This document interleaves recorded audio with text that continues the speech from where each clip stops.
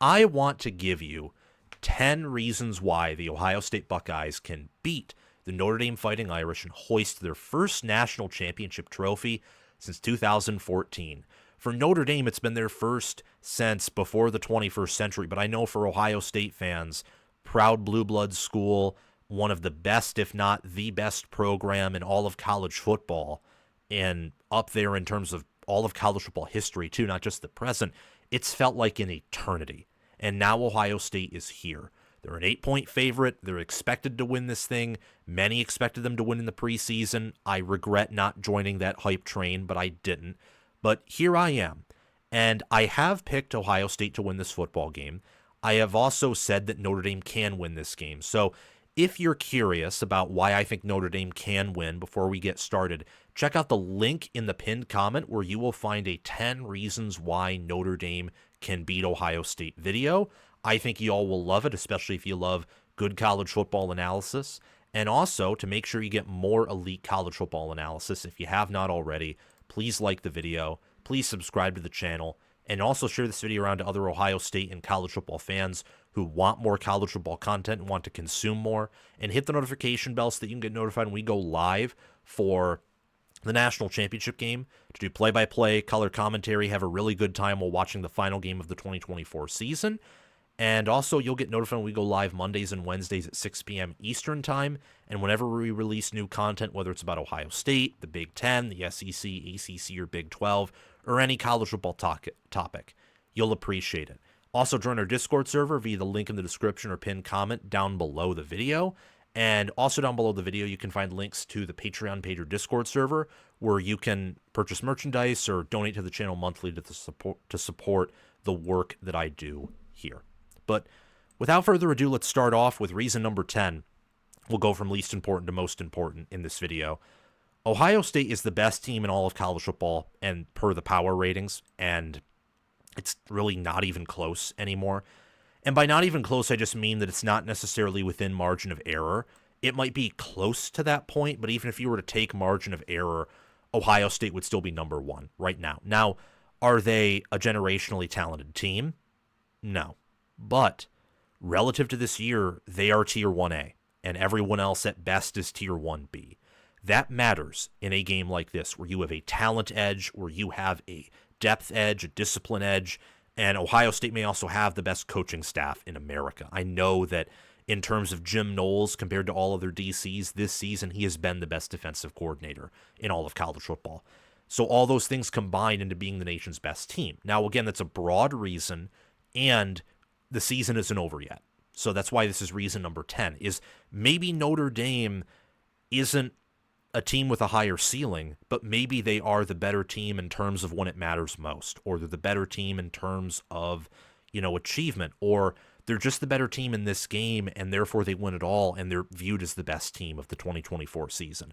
But still, I think it matters in this game when you look at Ohio State's roster, what they have everywhere on both sides of the ball compared to what Notre Dame or any other team has this year. They're the best team in all of college football. You got to respect that. Reason number 9, their weaknesses are easily, and I mean easily, hidden. There's a reason I've come to believe why a lot of people seemingly think this team's invincible. Now, a lot of the people who think this team's invincible are casuals. Dedicated Ohio State fans will tell you the team's not invincible. I mean, the 2 losses kind of speak for that themselves. But the reason why so many people think this team's invincible is because the staff does an elite job at hiding the weaknesses, and the roster construction actually makes it pretty easy to hide some of these weaknesses. It will be challenging for Notre Dame to exploit said weaknesses. It will be extremely challenging.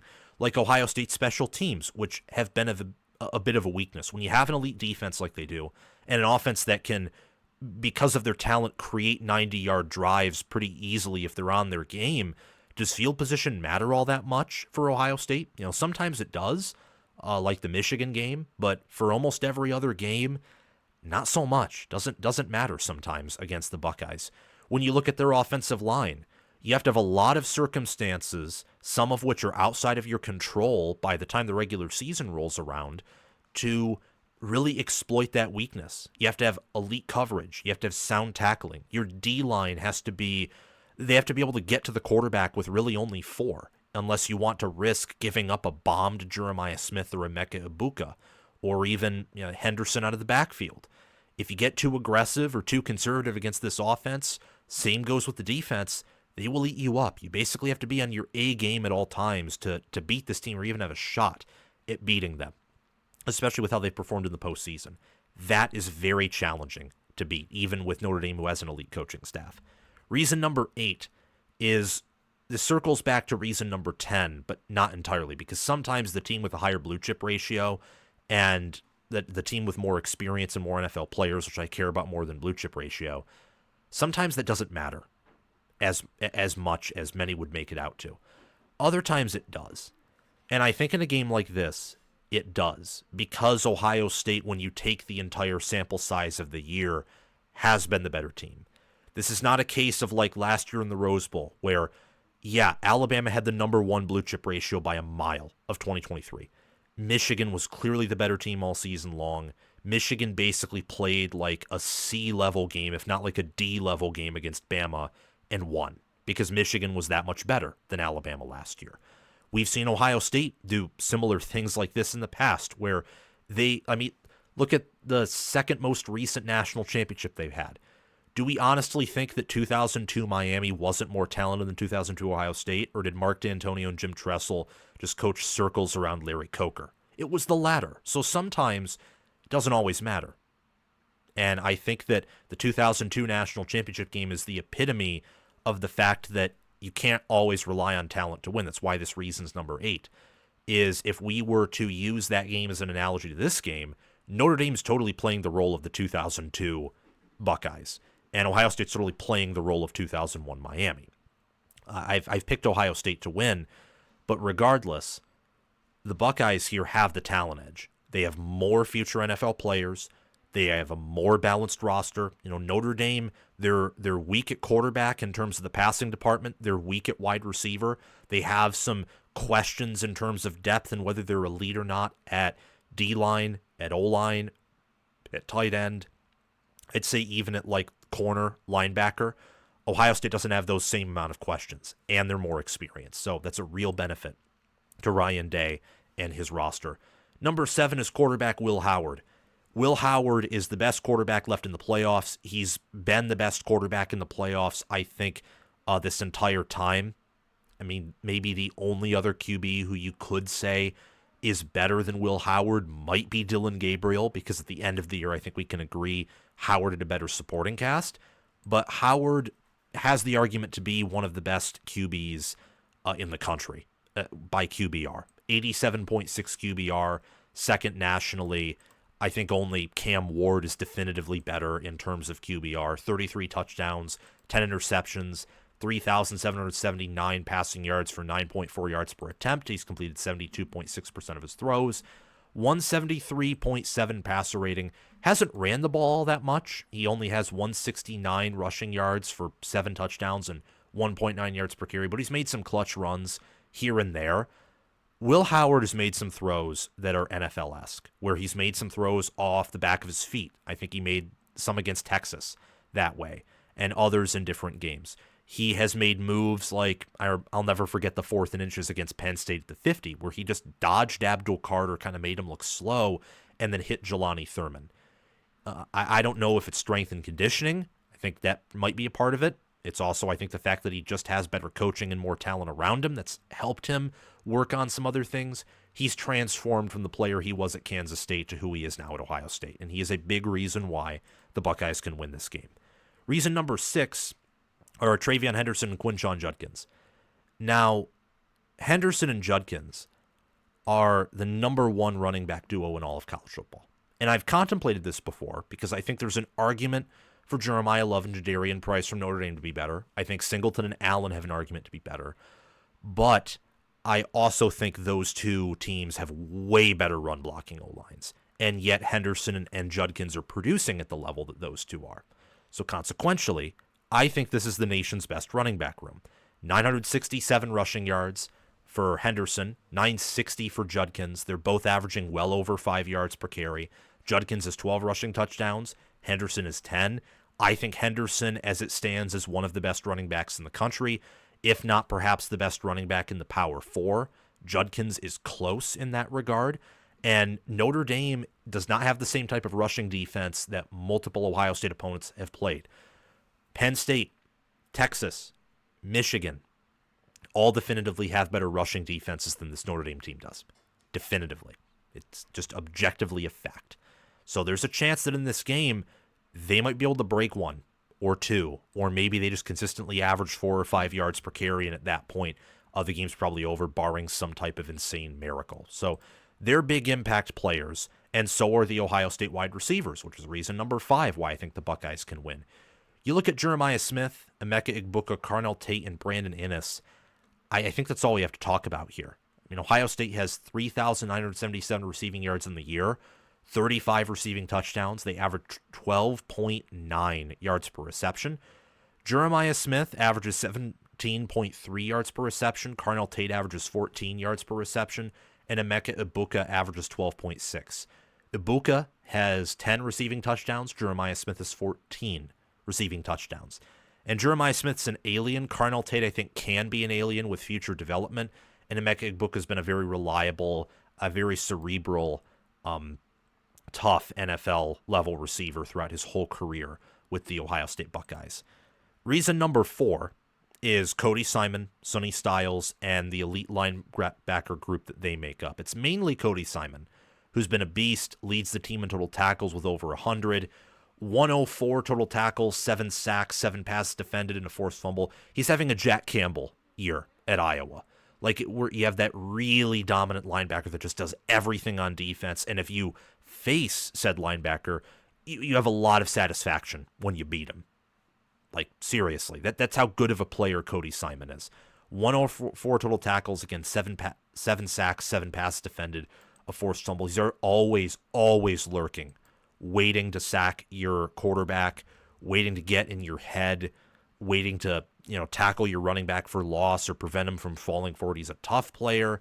And Sonny Styles and Arvell Reese are effective too. And there are others like, CJ Hicks in that running back room. Styles is second on the team in tackles, 94. He has 5 sacks, 5 passes defended, and also a forced fumble. This room has really benefited from James Laurinaitis' coaching and also the schematics of Jim Knowles. Reason number 3 is a defensive line that I think right now is playing an elite level. I don't know what happened compared to the regular season, because for the entirety of the regular season, I think for maybe except against Penn State, but even then I don't know if I'd go that far, the D-line has not played as well as they have in the playoffs. Now, part of it may be due to the fact that the offense has just overwhelmed people, and that forces them into obvious passing situations. But even in run defense, they've stepped up to a new level. I don't know exactly what it is, but Ty Hamilton, Tyleik Williams, JT Tuimoloau, and Jack Sawyer have stepped up big time. They're playing like an elite defensive line right now. And Ohio State has the highest sack percentage on the season. They have 51 sacks on the year. This is the best Ohio State pass rush that we have seen in quite some time. It's the best since 2019. I'd still take 2019 over this one. I still would. They played in fewer games, had more sacks than this current team does, and I'd like to take the whole season into account, but it's way better than last year's pass rush. It's superior to the 2022 pass rush. You know how Jack Sawyer had that huge breakout game last year against Missouri, and they just continued to feast on Brady Cook? It's basically been what the pass rush has played as for the entirety of the playoffs. It's been phenomenal to watch. Sawyer has 9 sacks. Tuimoloau has 11.5 sacks. Ty Hamilton's 3.5 sacks. Tyleik Williams has 2.5 sacks. There are 9 players who have 2 sacks or more. And then there are 4 who have 5 sacks or more. That's crazy. That's crazy good. And I think that they are going to do a good job, a great job, perhaps going to blow up this Notre Dame offensive line that is suffering from some injuries, and because of some of the limitations on the offense, can potentially find themselves having to really carry the offense in a way that's not ideal. Reason number 2 is wide receiver Jeremiah Smith. I've already told you about his statistics. You already know he's the best wide receiver in college football. He's incredible. And I think that he is going to force Notre Dame's defense to come out of their comfort zone in a way. I don't see them covering him one-on-one in man, and they love to run man. Now, if they do, I think the whole I think the whole meta of the game just flips on its head. But I'm not expecting that to happen, so we're not even going to talk about that. Jeremiah Smith will force Notre Dame to double him up or make something happen in regards to who's covering him or how they cover him, how they line up against him, depending on what side of the field he's on, that I think will change up their defensive scheme. And on top of that, he wins every one-on-one battle that he has. I mean, the only one-on-one battle he has lost, only two that I can recollect, is when Jay Higgins forced a fumble out of him, and that was after he caught the ball. And then first play of the year, we dropped a pass. Like, that's just two. And both of those were from games in September and October, which are several months gone by. Jeremiah Smith's only getting better and better and better. He's not, if you dedicate as many resources to him as you can and you have an elite secondary, you can do what Texas do, where you held him to 3 yards receiving. But I'm still going to classify him as invincible because Texas had to bracket him. They basically had most plays 2 guys on him. Sometimes they were one-on-one and successful, but I also think you have to credit Texas's D-line there for making Howard uncomfortable throughout the game. He's just a non-negotiable. Like, you have to plan around him, and you have to go through him if you're going to want to beat him. And then reason number 1 is the safeties, which has been the number 1 reason for why Ohio State can win any game for all season long. These safeties are really good. They prevent explosive passing plays. Name me the last time that Ohio State has given up a long touchdown pass. Oregon, regular season. That's the last time. Not against Texas, although they had 2 running back wheel routes that were more so like intermediate passes and where it was just beautiful schematics by Steve Sarkisian, and Ohio State didn't really adjust to those until later in the game. But the safeties have basically made opponents have to be methodical every drive to have any hope on scoring on the Buckeyes, and that's Lathan Ransom, Caleb Downs, and Jordan Hancock. They make life hell for opposing offenses.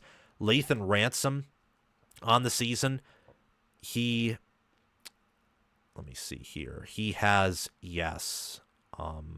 2 passes defended, a pick, 3 forced fumbles, a sack, and 72 total tackles. Jordan Hancock has 7 passes defended, 2 forced fumbles, a pick, a half sack, and 45 total tackles. And Caleb Downs has 76 total tackles, a half sack, 2 picks, 6 passes defended. They've been a phenomenal safety room. And we know that Ohio State's secondary is deep as well. I mean, they have players. This isn't 2025 just yet because these teams still have 1 game remaining, but Ohio State's secondary is going to be very good in 2025, not just because Caleb Downs is coming back, but they have some players in the 2 deep right now who will be ready to play and make an impact next season. So those are the reasons why Ohio State can beat Notre Dame and win the national championship. Here they are again from my notes. Number 1, they're the nation's best team, and that matters here. Number 2, or number 9, number 10 was the first reason. Number 9, they easily hide their weaknesses. Number 8, they have a talent edge over Notre Dame overall. They're the more balanced roster. Number 7 is quarterback Will Howard. Number 6 is the running back duo of Henderson and Judkins that's the best in the nation. Number 5 is their overall wide receiver room. Number 4 is specifically Cody Simon, if you want to zoom in on one player, but I'd say the linebacker room overall is a big reason why Ohio State will win this game. Number 3 is their defensive line. Number 2 is Jeremiah Smith by himself. I think he does a lot. I think he does a lot more than any other wide receiver on the team. And yes, Emeka, Egbuka, and Cardinal Tate I think are elite, but Smith's an alien. He's like several steps ahead of elite. And he's the biggest non-negotiable on the team. Number 1 is Ohio State's safety room. They're the most fundamentally sound room in all of college football. They tackle well, they cover well. They don't really make mistakes with rare exception. And ultimately, I think Ohio State has a really good chance. That's why they're an 8-point favorite to win the national championship. Go Buckeyes, go Fighting Irish, and I hope this national championship game is one for the ages. Thank you so much for watching. Remember to like the video and subscribe to the channel, and also hit that notification bell so that way you can get notified when new content from College Football with Sam drops. I appreciate you very much, and also share the video around to others who you know enjoy the sport of college football and love it as I do and as you do, and comment your thoughts down below so that we can have a conversation, because I want to know what you are thinking. And join our Discord server where we talk college football 24/7 via the link in the description or down below in the pinned comment. Thank you to my Heisman Patreon members, Crash2488, Brasco Rascal, and Kylo OH. Thank you to my All-American Patreon members, Chris Lane, Ismar, and Tyler Nye. And thank you to my All-Conference members, John Lynn, Roaming Gnome, Matthew Sale, Austin Christmas, Joshua Jorgensen, and Will Loftus. Make sure to check out my merchandise store and or Patreon page, or super chat down in the comment section below to support the channel. The Patreon page and merchandise store links are in the description or down below in the pinned comment. I hope you have a wonderful day. It is December, so Merry Christmas and also Happy New Year. I will see you guys soon.